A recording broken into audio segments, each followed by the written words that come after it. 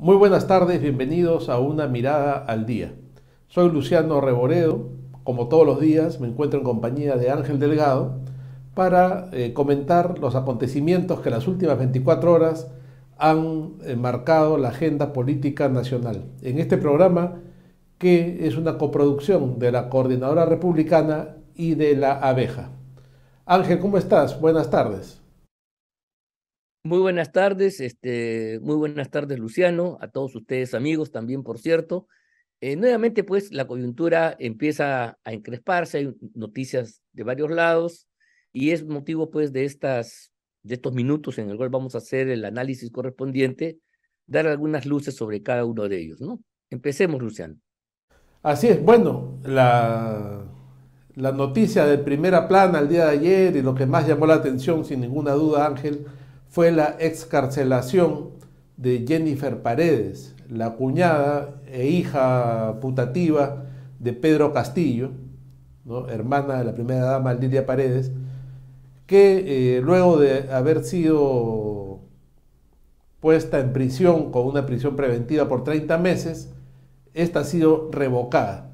Por supuesto que esto ha llamado la atención desde diversos puntos de vista, ¿no? Algunos lo han enjuiciado como una maniobra política y están denunciando que el Poder Judicial se está haciendo cómplice de un asunto político para favorecer a la familia de Castillo, cosa que no se puede decir tan alegremente sin tener algún tipo de sustento.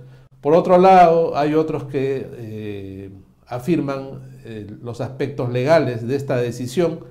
Lo cierto es que una cosa inédita también en la historia política del Perú es que hayan liberado a alguien de prisión y haya ido directamente a pasar la primera noche en libertad en Palacio de Gobierno. Yo creo que nunca habíamos tenido un caso como este, la nota anecdótica del asunto.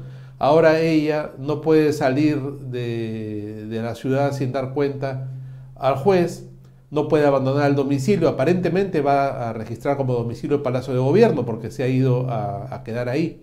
¿No? No tiene otro, no tiene otro. Veremos qué pasa, claro, en los próximos días, porque cuando estaba no habida, que fueron 48 horas, creo que no se sabía de ella, dijeron que Palacio de Gobierno no era su domicilio, tú recordarás, ¿no? Y que ella vivía en realidad Tiene, en Cajamarca, en Chorrillos, en Chorrillos, en ¿no? Y Chorrillos. claro, no la encontraban en ningún lugar ni en otro, pero la conclusión es que ahora aparentemente ha declarado como domicilio Palacio de Gobierno y se va a quedar ahí en lo que reste del tiempo de las investigaciones en las cuales ha sido imputada.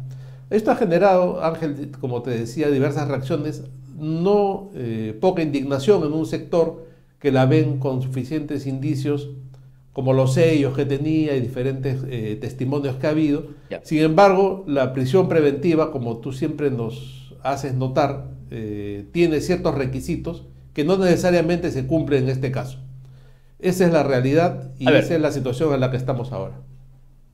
Bien, creo que es un buen tema para empezar la mañana, estimados amigos, porque es momento de poner los puntos sobre las íes, ¿no? Yo soy de los que creo, y yo reúno la calidad de ser abogado, esa es mi profesión, el modo en que me gano la vida, y también incursión en el ámbito político, en el comentario, por cierto. Entonces, tengo yo la convicción de que no es bueno, para nada, combinar ambas esferas. Lo político debe tener su curso propio y las cosas jurídicas también. Cuando se mezclan y se pretende hacer juicios de valor desde uno y otro lado, ahí empiezan los problemas. Y tengo yo la impresión de que en un momento en el cual la política se ha judicializado y la justicia se ha politizado al mismo tiempo, que son los dos, son el verso y el anverso del mismo problema, entramos pues en una serie de entrampamientos y confusiones que terminan, que terminan deslegitimando el orden establecido y devaluando a las instituciones. Me explico. Yo realmente estoy muy sorprendido porque el día de ayer cuando veía la televisión, observé un despliegue gigantesco cuando la señorita Paredes sale de Santa Mónica, ¿no? Sale del penal, va hacia el centro de Lima, Palacio de Gobierno, seguido de una caravana de autos como si fuera un acontecimiento político de primer orden. Y esto es lo que yo quiero cuestionar. Nacional No de estamos Justicia ante Penal. un acontecimiento político, estamos ante una medida que se ha dictado en el curso de un proceso, bajo ciertas reglas. Y así como primera instancia, dispuso 3 años de prisión para ella, una segunda instancia, la Sala Superior de Lima, ha entendido que no hay razones y por mayoría ha decidido excarcelarla. O sea, uno y lo otro. Ambas son medidas que se han adoptado en el curso de un proceso. Y una medida que se adopta en primera instancia puede ser revocada en un sentido o en otro. Y eso hay que verlo dentro de ese contexto propio del proceso jurisdiccional y no hacer juicios de tipo político, porque si yo me sumara a los indignados que dicen que esta es una maniobra del Poder Judicial, que el Poder Judicial está influenciado por Castillo, entonces tendría que dar crédito también, y mira, vamos a tener a la OEA al frente, que nos va a escuchar, a las cosas que dice pues Castillo y toda la gente del gabinete, que la Fiscalía no es sino una agencia, un brazo político judicial de la oposición conservadora de la derecha en el Perú. ¿Te das cuenta? Entonces, mucho cuidado con no comprender la autonomía de cada proceso de la vida política y de los asuntos jurídicos, procesales, judiciales, y sacar conclusiones que corresponden a una y otra etapa. Para mí, la salida de la señorita Paredes no tiene ninguna significación política, o tiene una mínima significación política y no ha merecido el despliegue, y más bien cuando se lee ese despliegue sí se le quiere dar una connotación, pero de naturaleza equivocada, va a llevar al error. Además, vamos a ser claros, lo he dicho varias veces, la prisión preventiva no es ni por asomo una sentencia anticipada. La prisión preventiva no tiene como objeto la acreditación de un grado de culpabilidad. Nada que ver. La prisión preventiva solamente, como su nombre lo indica, es para procurar que la investigación siga su curso, que no se vea entorpecida, que no haya peligro procesal. ¿Te das cuenta? No tiene nada que hacer con la culpa, con la responsabilidad penal de las personas. Puede ser muy criminal o no, pero lo que se evalúa no es eso, sino se está evaluando si es que su libertad o su detención ayudan o no a la marcha del proceso.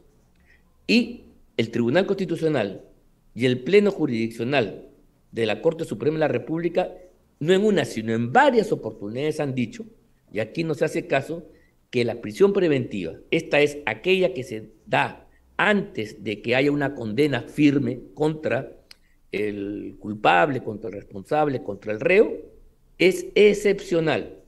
Pero no lo queremos creer, lo escuchamos, se nos sale por la otra oreja, y entonces tenemos este problema. Nosotros creemos ya que las detenciones preventivas son casi definitivas y son síntomas de culpabilidad. Y claro, a la luz de eso, sí pues se justifica todo el otro escenario. Para mí, repito, es un trámite más, y así como la condenaron, ayer, por ejemplo, han condenado han dispuesto 3 años de prisión o 30 meses de prisión para los señores, estos asesores en la sombra. Ellos van a apelar y probablemente logren revocar o no la decisión adoptada en primera instancia. Igual, eso no tiene por qué ser políticamente relevante. Esto es muy importante decirlo, porque la lucha por la democracia y sus instituciones tiene que tener el respeto a las lógicas propias de cada institución. Y creo que la gran perversión de los años 18, 19, sobre todo, me refiero a la época de Lagarto Vizcarra, época terrible, ha sido la conjunción de ambas cosas y ha logrado devaluar, pervertir instituciones que deberían tener el respeto de todos.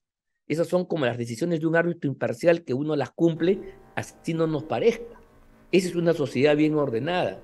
Si nosotros empezamos a cuestionar a los jueces porque empiezan a dar este tipo de medidas, entonces entramos al mismo nivel, nos ponemos al mismo nivel que Torres y Castillo cuando dicen pestes de la Fiscalía y el Poder Judicial cuando abran sus carpetas fiscales. Claro. ¿Cuál es la diferencia sustantiva?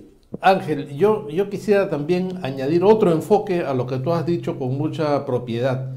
y es que probablemente uno de los grandes problemas que hemos tenido en el Perú es que hace más de una década estamos asistiendo a procesos judiciales que involucran aspectos políticos, ¿no? Entonces, hemos visto la transmisión en vivo durante semanas del proceso a Keiko Fujimori, ¿no? Luego de eso hemos visto la transmisión en vivo de un proceso que involucró en el Congreso de la República a la Junta Nacional de Justicia, los famosos casos de los cuellos blancos, que además se convirtieron en pasto para la prensa, ¿no?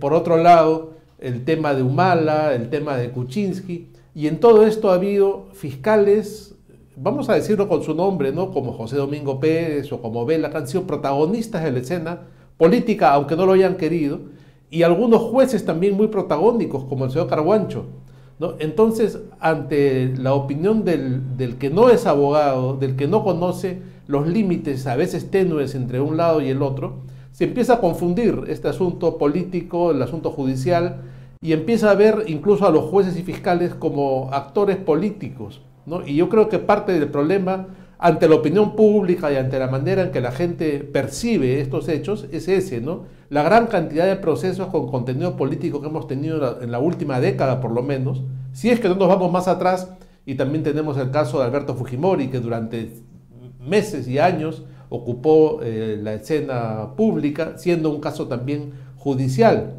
¿no? Entonces la gente deja de comprender la sutil diferencia que hay entre darse cuenta que son políticos sometidos a un proceso judicial y que no estamos ya en el terreno de la política, sino en el terreno de la justicia, y convierte a los agentes de la justicia, a los agentes de la fiscalía, en personajes también con cierto arraigo político, ¿no? Entonces vemos también cosas confusas, como que hay marchas de apoyo a la fiscal de la nación, cosa que no debería haber, ¿no? Porque Debería haber. también eso también politiza la labor de la fiscalía, ¿no? Es como si hubiera una marcha de apoyo a un juez. Un juez tiene que ser limpio, prístino, transparente y no estar para nada sometido a los vaivenes de la opinión pública.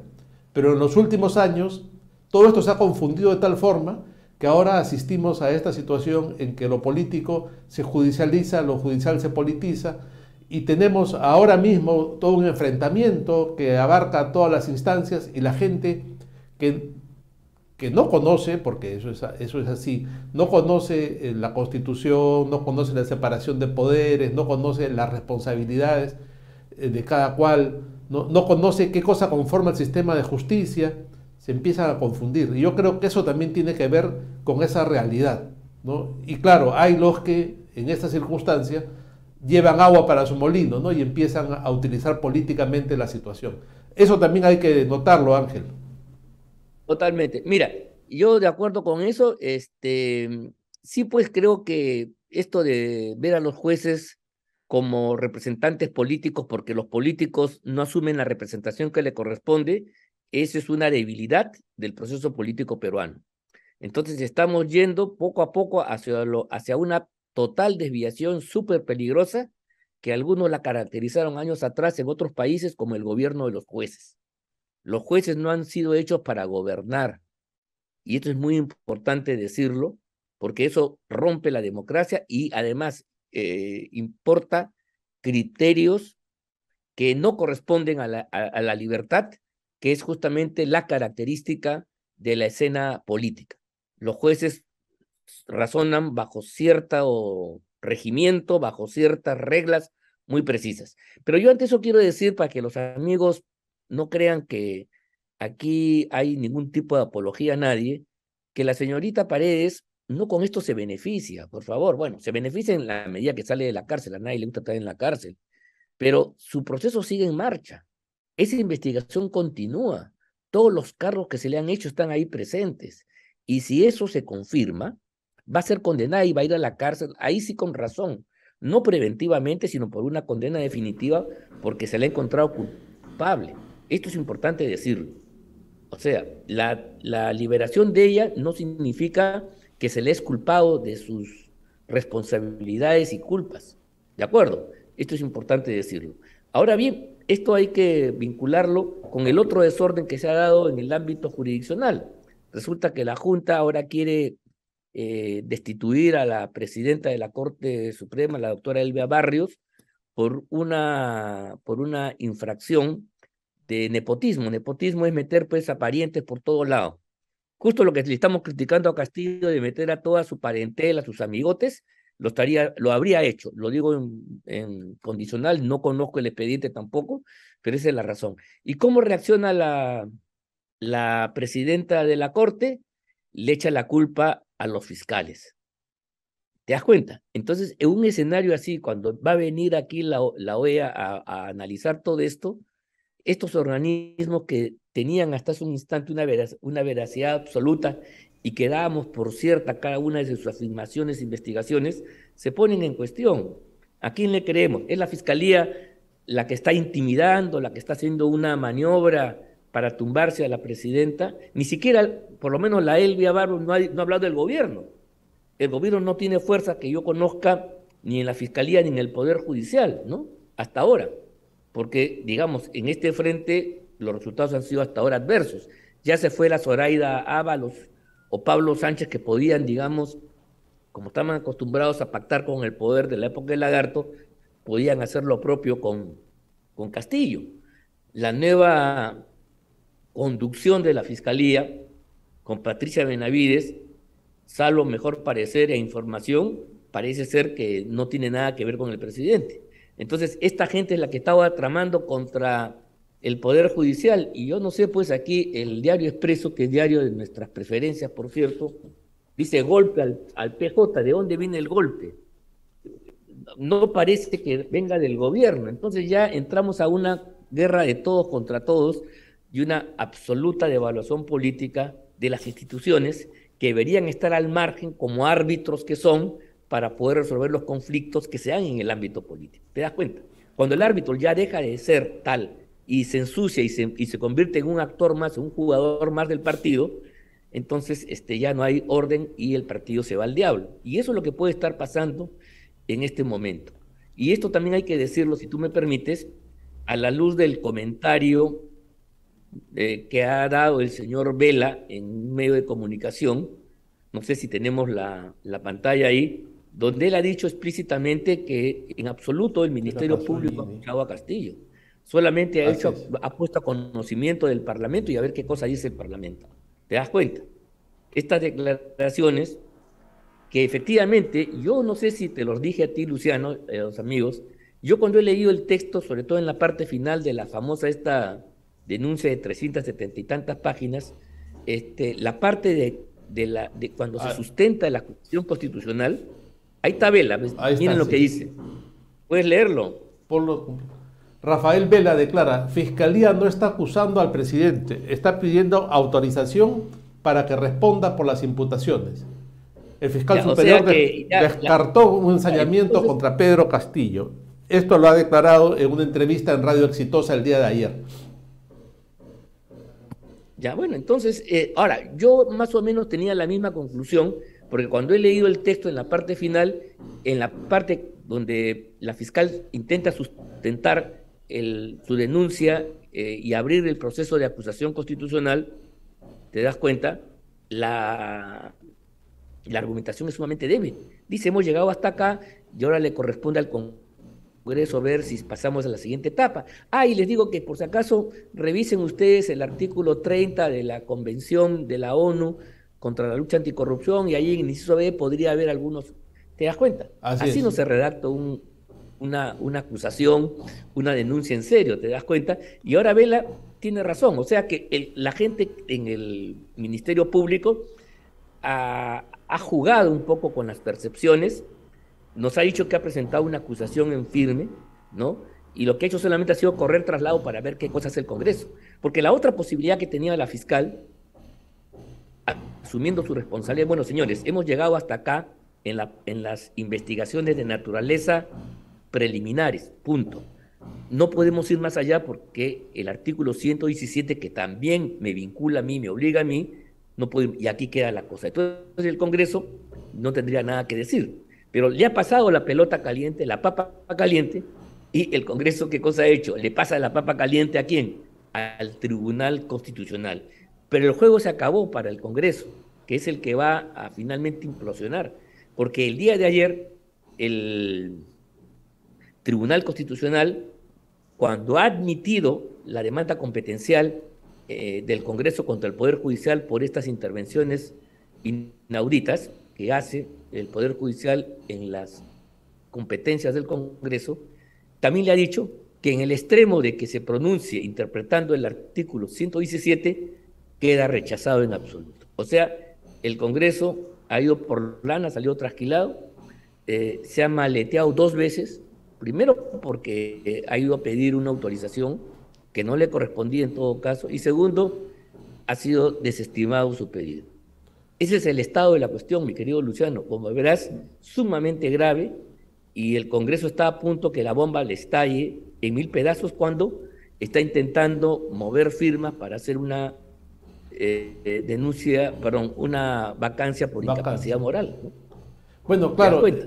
y esta situación de todos contra todos beneficia al gobierno, ¿no es cierto? Porque ahí, claro, Sin se duda, sin ve duda, sin como que duda. se ve a un montón de gente desorientada, enfrentándose unos con otros, mientras el gobierno sigue muy tranquilo, el ejecutivo, digamos, sigue muy tranquilo, manteniéndose al margen de este asunto, y la oposición dividida, el Congreso por un lado, recibiendo uno tras otro las consecuencias de su mal manejo político, y en este caso, bueno, ya la Fiscalía se ha limpiado las manos y ha dejado este asunto en manos del Congreso, que no lo puede manejar de ninguna forma, menos aún después de la respuesta del Tribunal Constitucional.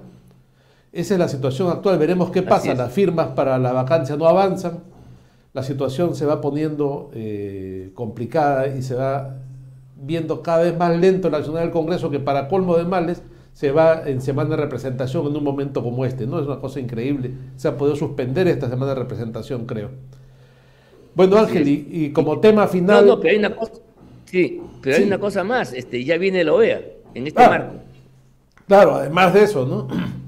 Además de eso, y nos encuentra en una situación como esta, ¿no? Pero te decía, como tema final, ya de que nos quede de colofón en el programa, se ha caído por cuarta vez, lo que ya es una cosa inaudita, por cuarta vez la licitación para la compra de la urea, ¿no? Ha habido 3 licitaciones, en los 3 casos ha habido observaciones de la Contraloría, en un caso se retiró la empresa ganadora porque le pidieron coimas, que fue una empresa italiana.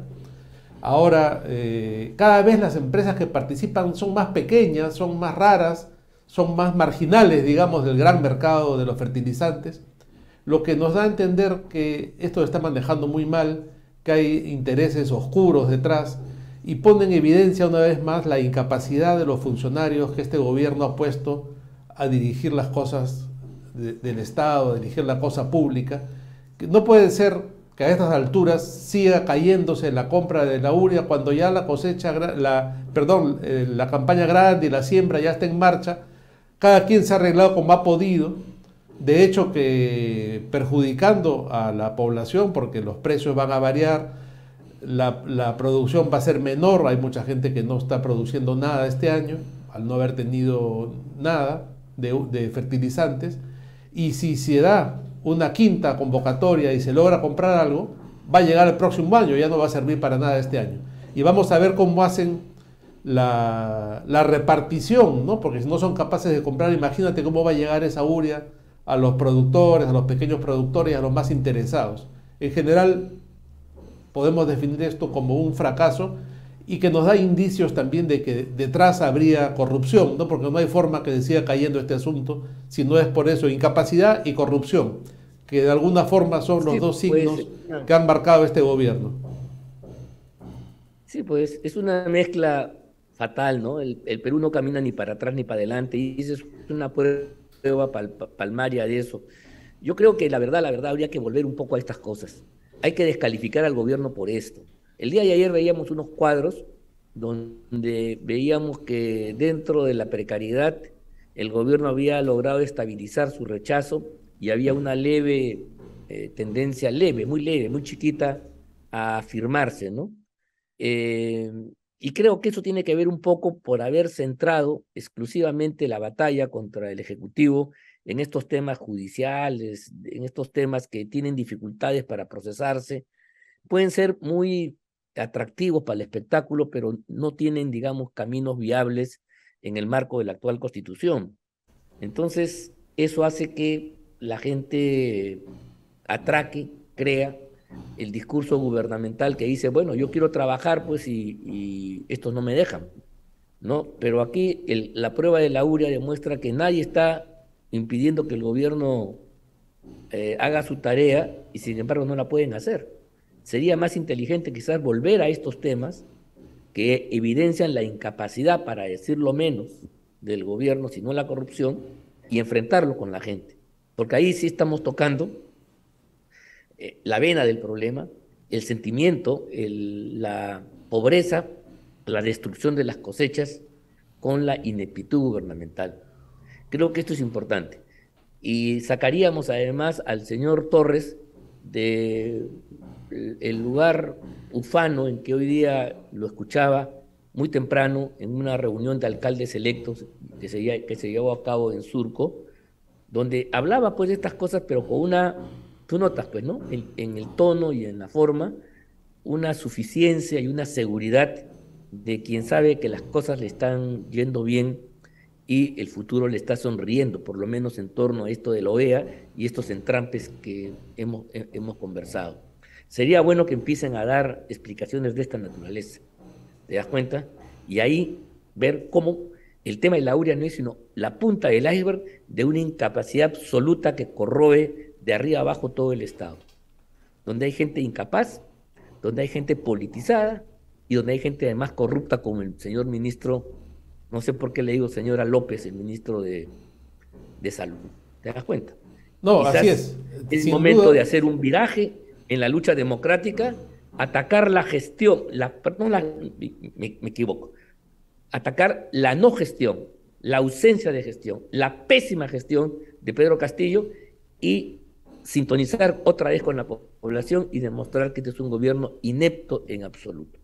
Creo que la otra lucha está bien que se dé, tiene sus espacios, pero no abusemos de lo jurídico, procesal, que tiene sus normas y sus reglas, y porque además estoy convencido que ese es un tema tan abstruso que ni siquiera nosotros tenemos dificultad para entenderlos.